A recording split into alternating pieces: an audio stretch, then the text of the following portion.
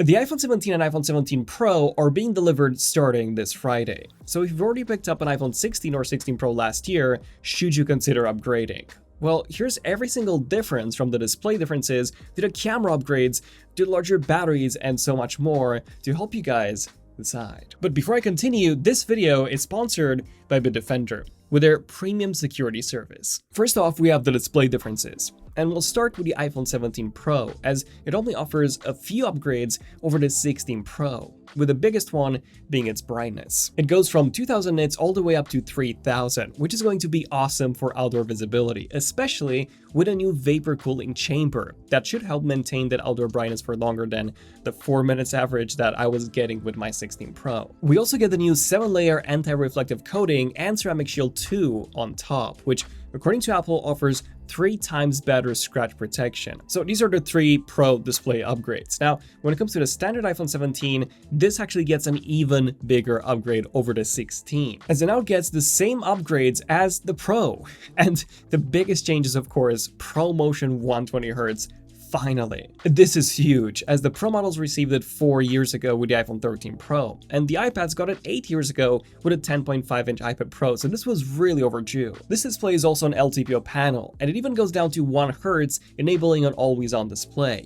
And it also gets a bit larger, from 6.1 inches to 6.3, whilst also reducing the bezels. In fact, this display upgrade is so big that this may be the first year where the vanilla iPhone 17 has the exact same display as the 17 Pro, which is crazy. So if you care about 120Hz ProMotion or always on, you should definitely upgrade from the iPhone 16 to the new 17. But when it comes to the Pro models, I wouldn't bother. Sure, the extra brightness is nice, but the 16 Pro was already plenty bright. So what about those cameras? Again, let's start with the Pros, as the only camera upgrade that you're getting is a new 48 megapixel telephoto with 4x optical zoom at the full 48 megapixel resolution and 8x optical quality zoom at 12. This is up from 5x optical at 12. This new telephoto also gets a 50% larger sensor, going from 1/3.06 inches to 1/2.55, while the pixel size goes down, actually, from 1.12 microns to 0.7 in 48 megapixel mode, or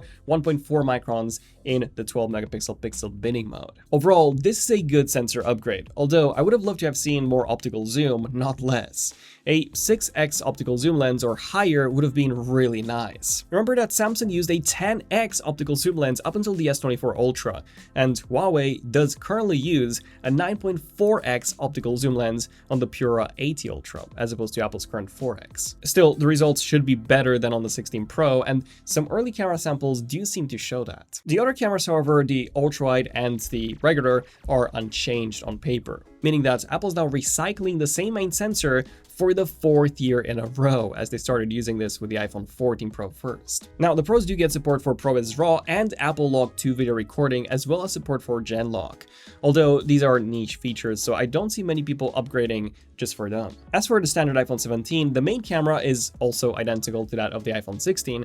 However, the ultra-wide does get a huge upgrade, jumping from 12 megapixels to 48, basically the same sensor that we've got on the Pro models. Now, to be honest, one big camera upgrade that actually comes to all iPhone 17 models is the brand new 18 megapixel center stage selfie camera. That's finally been upgraded in resolution from the previous 12 megapixel camera found since the iPhone 11. This new selfie camera uses a brand new 1x1 square sensor, which enables some really cool tricks, such as the ability to take landscape selfies while holding the phone in portrait mode, also much wider viewing angles, in addition to far better stabilization, center stage tracking in video calls, and much more. So if you do care about selfies, this is definitely the year to upgrade, no matter which iPhone you're coming from. And if you're a content creator or Dua Lipa, you may also find the new dual video recording on the new iPhone lineup useful as well, as it enables you to record using both the back and the front cameras at the same time. Okay, now earlier I mentioned Bitdefender with their premium security service that helps you keep your future iPhone 17 protected. Statistically, cybersecurity incidents are on the rise, especially on mobile devices. So having a powerful suite of tools that can alert you to the latest scams, provide you SMS protection and more is essential. This is especially true when a vast majority of sensitive transactions are done on mobile devices, without any cybersecurity solution in place. Bitdefender's Premium Security also offers the built-in Scam Copilot, your AI-powered scam shield, where you can query whether certain texts, emails, or more are potential risks. And what's more, you also get a built-in VPN at no extra cost. So you can encrypt your traffic, access services from across the world, or even get more options for your streaming services. So keep all of your devices protected by checking out Bitdefender Premium Security using the link below. And start your free 90-day extended trial to prevent online threats, scams, and so much more. At number 3, we have the design differences. And this time we'll start with the vanilla iPhone 17, which looks so much identical to the iPhone 16. But really the only way of knowing which is which is if you picked one of the new colors, such as sage or lavender. This is in stark contrast to the Pro iPhones, which see a massive design overhaul this year. They get an entirely new back design, a camera plateau, a repositioned Apple logo, and also a stunning new color, Cosmic Orange. And the reason I said one new color is because the blue is essentially identical to the blue titanium from the iPhone 15 Pro series.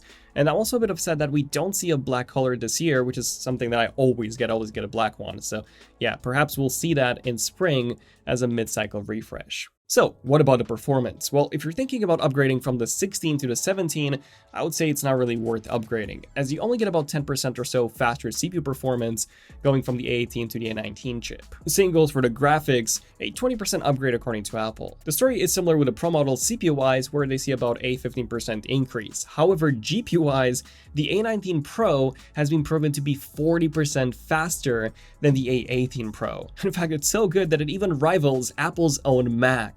So I do expect to see some major improvements to gaming on the Pro models, which combined with a new 40% better thermals thanks to the switch to an aluminum frame and an actual vapor cooling chamber, plus 4 extra gigabytes of RAM for a total of 12 from 8, should make the iPhone 17 Pro and 17 Pro Max the best phones on the market for gaming. As for the battery life, the biggest leap is on the standard iPhone 17, which jumps from 22 hours of video playback to 30 hours.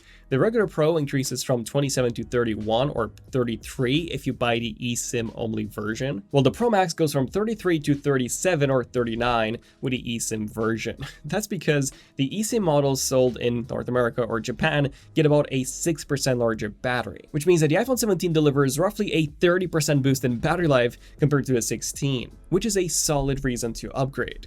The Pro and Pro Max, however, only see gains of around 14 or 22% and 12 or 18% respectively, depending on whether you get the eSIM only model or not. Therefore, I wouldn't bother upgrading to a 17 Pro Max or 17 Pro if you're coming from a 16 Pro or 16 Pro Max just for the battery life alone, especially if you can only purchase the version with a smaller battery, like here in the UK. Speaking of batteries, we also get faster charging speeds, going from 25 watts to 35 watts, meaning that you can charge an iPhone 17 or 17 Pro from 0 to 50% in about 20 minutes as opposed to 30. Is that worth upgrading for? Probably not, especially since you also need to buy Apple's new 40 watts dynamic charger that peaks at 60 watts, or any other charger that's, faster than 35 watts. It also seems that you cannot get this new Apple charger here in the UK for whatever reason. Now, if you are thinking of ordering a new iPhone 17, you'll also need an awesome wallpaper to go for it. And we offer the best wallpapers on the market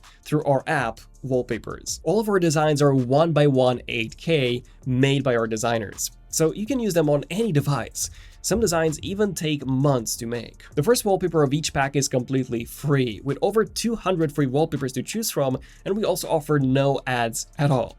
So you can download Wallpapers for free today by using the links below. So now, what about any new special features that come with a new iPhone 17 lineup? Well, Apple has also introduced the new N1 chip for the entire iPhone 17 lineup, which is a more power-efficient Wi-Fi and Bluetooth chip designed by Apple. We also see some new accessories, such as the new tech woven cases for the Pro models, as well as a crossbody strap that attaches to them. The 17 Pro Max now comes with a new 2TB of storage option for $2,000, something not offered on the smaller Pro, which is a bit odd. One more special feature you could say is the price, which actually remains the same. Even better, the standard iPhone 17 now gets you 256 gigabytes of storage instead of 128 for the same $799 price point. And the 17 Pro also keeps the same price as the 16 Pro, so $1,099 for the 256 gig model. However, Apple has discontinued the 128 for $999. So, should you upgrade to the new iPhones from the 16 or 16 Pro? Well, if you're looking at the Pro models, not really. I would say only go from the 16 Pro to the 17 Pro if you need a very specific feature that you cannot get elsewhere, such as ProRes RAW, Genlock, or the 2TB of storage. I also don't think that zoom camera upgrade is big enough to upgrade. If battery health is hurting and you live on your phone, then the bigger battery alone could justify it. Or if you do take a lot of selfies, then the new selfie camera could make a difference. But if your iPhone 16 Pro / 16 Pro Max is still solid and none of those extra features matter to you, I would say don't bother. But when it comes to the standard 17, I would say definitely. It's a huge upgrade over the 16.